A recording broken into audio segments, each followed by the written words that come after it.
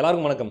சமீபத்தில் நடந்த ஒரு பத்திரிகையாளர் சந்திப்பில் தோழர் திருமா அவர்கள் மிகவும் வருத்தத்தோட ஒரு செய்தி பதிவு பண்ணியிருந்தார். என்ன அப்படின்னா, திமுக கூட்டணி பேச்சுவார்த்தைக்கு எங்களை கூப்பிடல. அப்படி கூப்பிட்டு தான் நாங்க போயிருப்போம். அவங்க கூப்பிடுறதுக்காக நாங்க காத்துக்கிட்டு இருக்கிறோம் அப்படின்ட்டு ரொம்ப வருத்தத்தோட சொல்லியிருந்தாரு. ஆனா தோழர் சங்கத்தமிழன் அவர் ஒரு ஊடகத்துக்கு அளித்த நேர்காணல்ல பார்க்கும்போது, அங்க நடந்ததே கம்ப்ளீட்டா வேறையா இருக்குது.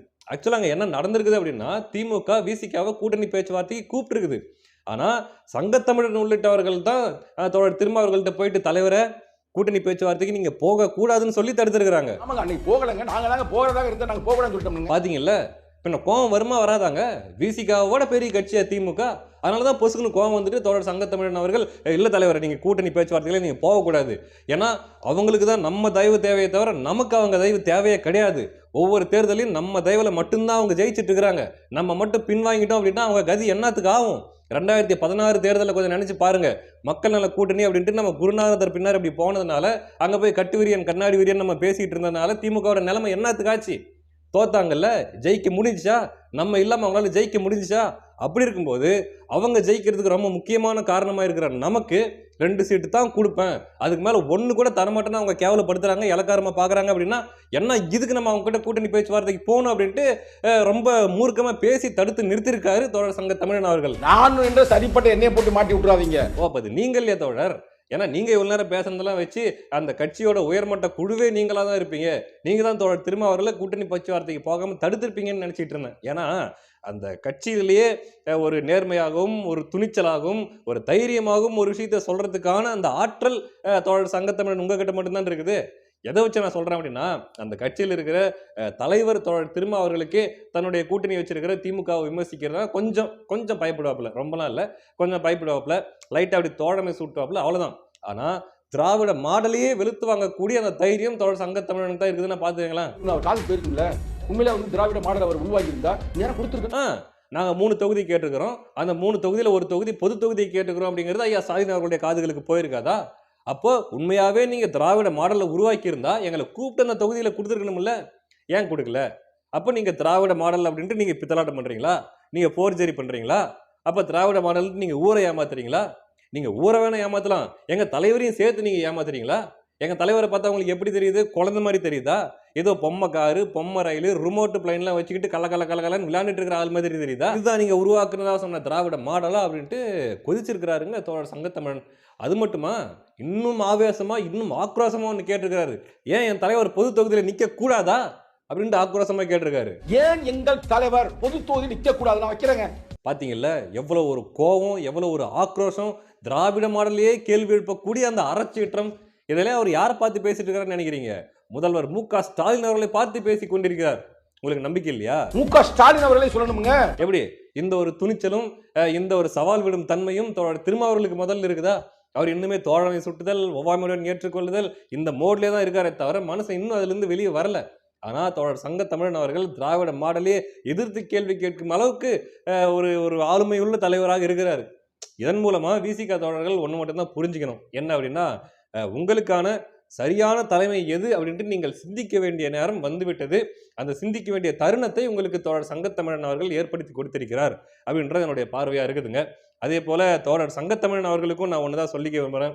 தோழர் நம்ம தோழர் திருமா அவர்களுக்கு வர வர ஏதோ வேற எதுக்கோ உணர்ச்சிகளை கட்டுப்படுத்துறதுக்கான ஊசிகளை போட்டு போட்டு மொத்தமா மற்ற எல்லா உணர்ச்சிகளுமே சந்தேகத்திற்கு இடமாயிருச்சோ, கவலைக்கு இடமாயிருச்சோ அப்படின்ட்டு நாங்கள் வருத்தப்படுறோம். அப்படின்னும் போது அந்த இடத்த ஒரு தலைமை தாங்கி தைரியமா ஒரு ஆளுங்கட்சியை எதிர்த்து கேள்வி கேட்கிற அளவுக்கு ஒரு மிகப்பெரிய ஆளுமையா எடுத்து செய்ய வேண்டிய பொறுப்பும் கடமையும் காலம் உங்களுக்கு கையளித்திருக்கிறதாக தான் நாங்கள் நினைக்கிறோம். திரும்ப அவர்கள் அதுக்காக அவசரப்பட்டு கட்சி வீட்டில் நீக்கிற வேண்டாம்.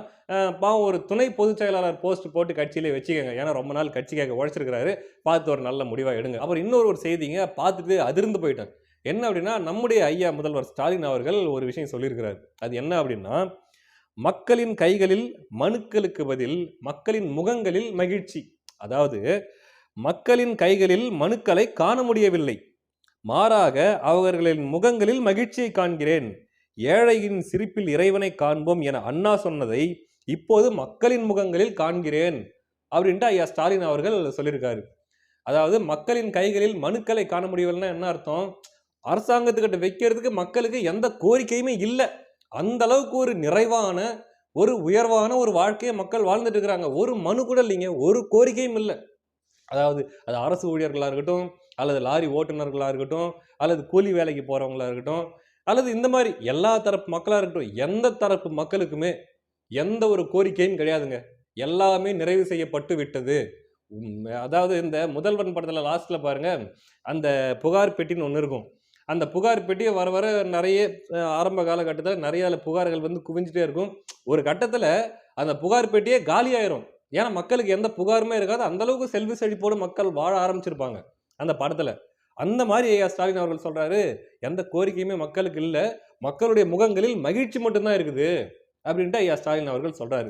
நான் கூட அவர் சொன்னத வச்சுட்டு, ஒருவேளை ஏதாவது தூக்கத்துல ஏதாவது இங்கிலாந்து பிரதமரா இருக்கிற மாரியோ, அல்லது ஜப்பானுடைய துணை முதல்வரா இருக்கிற மாரி ஏதாவது கனவு காண்டிருப்பாரோ, அந்த கனவின் வெளிப்பாடா இது எழுதியிருப்பாரோ அப்படின்னு பார்த்தா, அதெல்லாம் இல்ல. உண்மையாவே அவர் தமிழ்நாட்டு மக்கள பார்த்து சொல்லியிருக்கிறாரு. என்னடா இது அப்படின்ட்டு நமக்கு ஒண்ணுமே புரியல. எனக்கு மட்டும் இல்ல. தமிழ்நாட்டில இருக்கிற 7 கோடி பேர்கிட்ட இந்த செய்திய கொண்டு போய் காட்டினாலும் அவங்களுக்கும் ஒண்ணும் புரியாது. அப்புறம் தான் என்ன விஷயம்னு பார்த்தா, நீங்கள் நலமா? அப்படின்ற ஒரு திட்டத்த திமுக அரசு ஆரம்பிச்சிருக்குது. ஐயா ஸ்டாலின் அவர்கள் ஆரம்பிச்சு வச்சிருக்கிறாரு. அதன் மூலமா மக்கள்ட்ட அலைபேசி வாயிலாக அவர்களுடைய நிறை குறைகளை கேட்டறிந்து, அந்த குறைகளை தீர்க்கிறதுக்கான ஒரு திட்டமா, நீங்கள் நலமா? அப்படின்ற ஒரு திட்டத்த ஆரம்பிச்சிருக்கிறாரு. அதுல நேத்து ஒரு வீடியோ ஒண்ணு பார்த்தேங்க. ஐயா ஸ்டாலின் அவர்கள் ஒரு ஒரு பெண்மணிக்கு அவங்க கால் பண்ணி பேசுறாரு. கால் பண்ணும்போது, "அம்மா, நான் முதல்வர் ஸ்டாலின் பேசுறேன்." அப்படின்றாங்க. சார் சொல்லுங்க சார்." அப்படின்றாங்க அந்த அம்மா. நல்லா இருக்கீங்களா? உங்களுக்கு அந்த கலைஞர் உதவித்தொகை அந்த மாசம் ரூ. 1000 அந்த உதவித்தொகை உங்களுக்கு வருதுங்களா?" அப்படின்ட்டு அவர் கேட்குறாரு. சார் வருதுங்க சார். உங்க புண்ணியத்துல நான் ரொம்ப நல்லா இருக்கிறேன் சார்." அப்படின்னுது அந்த அம்மா. ரொம்ப சந்தோஷம்மா. ரொம்ப நல்லா சந்தோஷமா இருக்கிறீங்கல்ல?